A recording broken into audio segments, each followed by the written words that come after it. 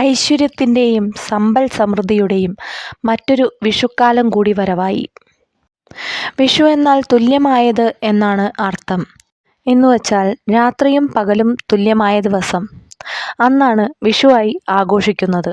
ഇത്തവണ 2026 ഏപ്രിൽ 15-ാം തീയതി മേടമാസം 2-ാം തീയതിയാണ് വിഷു വരുന്നത്.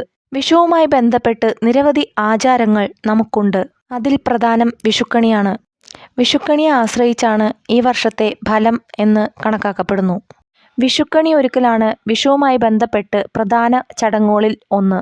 വിഷുക്കണി ഒരുക്കുമ്പോൾ ആദ്യം ഒരു പീഠത്തിൽ മുണ്ടോ പട്ടോ എന്തെങ്കിലും വിരിച്ച് അതിൽ കൃഷ്ണവിഗ്രഹം വയ്ക്കുക. കൃഷ്ണവിഗ്രഹം വെറും നിലത്ത് വയ്ക്കുകയില്ല. പിന്നീട് കൃഷ്ണന് മാല ചാർത്തുക. കൃഷ്ണന് തുളസിമാലയാണ് പ്രിയം. അതുകൊണ്ട് നമ്മൾ തുളസിമാല ചാർത്തുക. തുളസിമാല കിട്ടിയില്ലെങ്കിൽ മുല്ലപ്പൂമാലയോ മറ്റേതെങ്കിലും മാലയോ നമുക്ക് ചാർത്താവുന്നതാണ്. ഇനി ഉരുളി വയ്ക്കുക.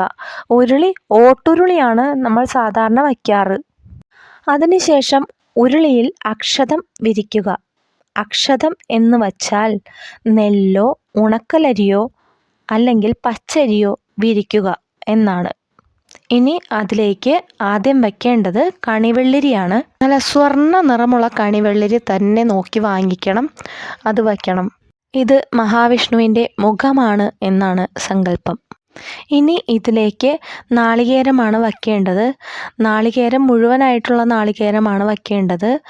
നാളികേരം ഗണപതിക്കുള്ളതാണ്. ഇനി മാമ്പഴം വയ്ക്കാം. മാമ്പഴം സുബ്രഹ്മണ്യ സ്വാമിക്കുള്ളതാണ്. അടുത്തതായി വയ്ക്കേണ്ടത് ചെറുപഴമാണ്. ചെറുപഴം കദളിപ്പഴമോ ഞാലിപ്പൂവൻ പഴമോ പൂവൻ പഴമോ ഏത് വേണമെങ്കിലും വയ്ക്കാം. അത് ഉണ്ണിക്കണ്ണനുള്ളതാണ്. പിന്നീട് നമ്മളുടെ വീട്ടിലുള്ള ഏത് ഫ്രൂട്ട്സ് ആണെങ്കിലും നമുക്ക് കണിയിൽ വയ്ക്കാവുന്നതാണ്. അതിൽ ഒഴിച്ചുകൂടാൻ പറ്റാത്തതാണ് കണിവെള്ളരി, മാങ്ങ, നാളികേരം, ചക്ക, ചെറുപഴം തുടങ്ങിയവ. നമ്മൾ കണി വയ്ക്കുമ്പോൾ ശ്രദ്ധിക്കേണ്ട പ്രധാന കാര്യം എന്താണെന്ന് വെച്ചാൽ മുറിച്ചതോ കേടായതോ ആയ പച്ചക്കറികളോ പഴവർഗ്ഗങ്ങളോ ഒന്നും നമ്മൾ കണി വയ്ക്കാൻ പാടില്ല. പിന്നീട് നീലാഞ്ജനം തെളിയിക്കാൻ വേണ്ടി നമുക്ക് ഒരു നാളികേരം 2ആയി മുറിച്ച് അതിൽ എണ്ണയൊഴിച്ച് കിഴി നിറച്ച് വയ്ക്കാവുന്നതാണ്.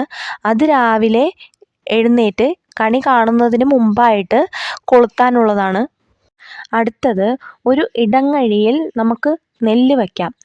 ഇടങ്ങഴി എന്ന് വച്ചാൽ പറയുടെ ചെറിയ ആ ഒരു രൂപമാണ്. അതില്ലെങ്കിൽ നമുക്ക് ഗ്ലാസ്സിലോ ഏതെങ്കിലും പാത്രത്തിലോ നമുക്ക് നെല്ല് വയ്ക്കാവുന്നതാണ്. അടുത്തത് നമ്മൾ വയ്ക്കുന്നത് നവധാന്യങ്ങളാണ്. നെല്ല്, ഗോതമ്പ്, അമര, പയർ, കടല, എള്ള്, ഉഴുന്ന്, മുതിര, തുവര. ഇത്രയാണ് നമ്മുടെ നവധാന്യങ്ങൾ വരുന്നത്. അതും നമുക്ക് വയ്ക്കാവുന്നതാണ്. പിന്നെ അഷ്ടമംഗല്യ തട്ട് വയ്ക്കും. അടുത്തതായി കോടിമുണ്ട് വയ്ക്കും. കോടിമുണ്ട് നല്ല രീതിയിൽ ഞൊറിഞ്ഞ് കിണ്ടിയുടെ ഉൾഭാഗത്തായിട്ടാണ് വയ്ക്കുന്നത്. കോടിമുണ്ട് ഭഗവതിയുടെ വസ്ത്രം ആണെന്നാണ് പറയപ്പെടുന്നത്. പിന്നെ വാൽക്കണ്ണാടി വയ്ക്കും. വാൽക്കണ്ണാടിയും ഭഗവതിയെ സങ്കല്പിച്ചാണ് വയ്ക്കുന്നത്. പിന്നെ ഒരു തട്ടത്തിൽ വെറ്റിലയും അടയ്ക്കയും സ്വർണം, വെള്ളി, നാണയങ്ങൾ, നോട്ടുകൾ എല്ലാം വയ്ക്കാവുന്നതാണ്.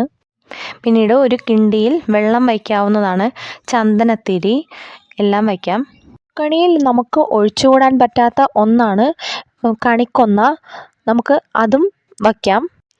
രാമായണമോ ഭഗവത്ഗീതയോ ഏതെങ്കിലും വയ്ക്കാം. പിന്നെ കുങ്കുമം, കൺമഷി ഇവയെല്ലാം വയ്ക്കണം. അവസാനമായി വയ്ക്കേണ്ടത് നിലവിളക്കാണ്. നിലവിളക്ക് 5 തിരിയിട്ട് തന്നെ വയ്ക്കണം. നിലവിളക്ക് കൊളുത്താനായി ഒരു തീപ്പെട്ടിയും അടുത്ത് തന്നെ കരുതി വയ്ക്കാവുന്നതാണ്. രാവിലെ വീട്ടിലുള്ള മുതിർന്ന സ്ത്രീകളാണ് വിളക്ക് കൊളുത്തി എല്ലാവരെയും വിളിച്ചുണർത്തി കണി കാണിക്കുന്നത്. എല്ലാവർക്കും നല്ല ഐശ്വര്യത്തിൻ്റെയും സമ്പൽ സമൃദ്ധിയുടെയും വിഷു ആയിരിക്കട്ടെ ഈ വർഷം എന്ന് ആശംസിക്കുന്നു.